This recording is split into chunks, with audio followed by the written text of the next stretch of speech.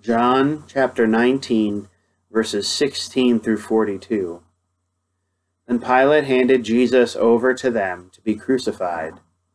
So they took Jesus, and carrying the cross by himself, he went out to what is called the place of the skull, which in Hebrew is called Golgotha.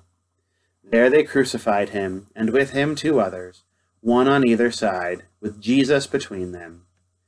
Pilate also had an inscription written and put it on the cross. It read, "Jesus of Nazareth, the King of the Jews." Many of the Jews read this inscription, because the place where Jesus was crucified was near the city, and it was written in Hebrew, in Latin, and in Greek. Then the chief priests of the Jews said to Pilate, "Do not write the King of the Jews, but this man said, 'I am the King of the Jews.'" Pilate answered, "I have written what I have written." When the soldiers had crucified Jesus, they took his clothes and divided them into 4 parts, one for each soldier. They also took his tunic. Now the tunic was seamless, woven in one piece from the top.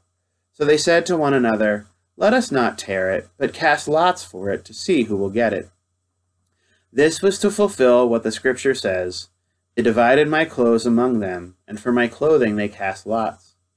And that is what the soldiers did. Meanwhile, standing near the cross were his mother and his mother's sister, Mary, the wife of Clopas, and Mary Magdalene. When Jesus saw his mother and the disciple whom he loved standing beside her, he said to his mother, "Woman, here is your son." Then he said to the disciple, "Here is your mother."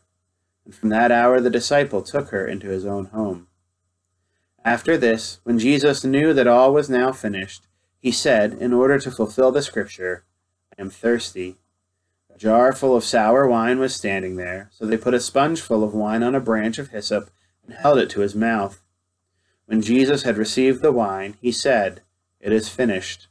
Then he bowed his head and gave up his spirit. Since it was the day of preparation, the Jews did not want the bodies left on the cross during the Sabbath, especially because that Sabbath was a day of great solemnity.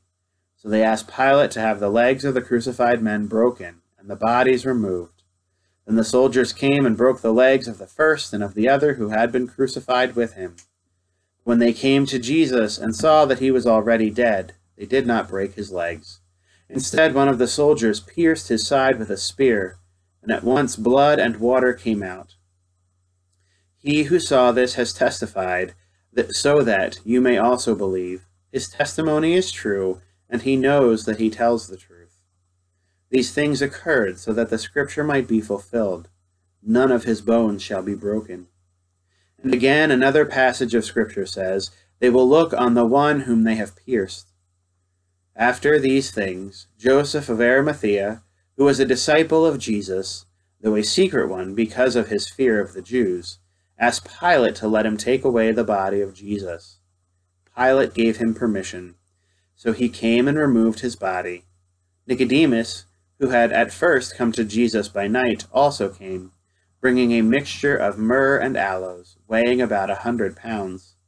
They took the body of Jesus and wrapped it with spices and linen cloths, according to the burial custom of the Jews. Now there was a garden in the place where he was crucified, and in the garden there was a new tomb in which no one had ever been laid. And so, because it was the Jewish day of preparation and the tomb was nearby, they laid Jesus there.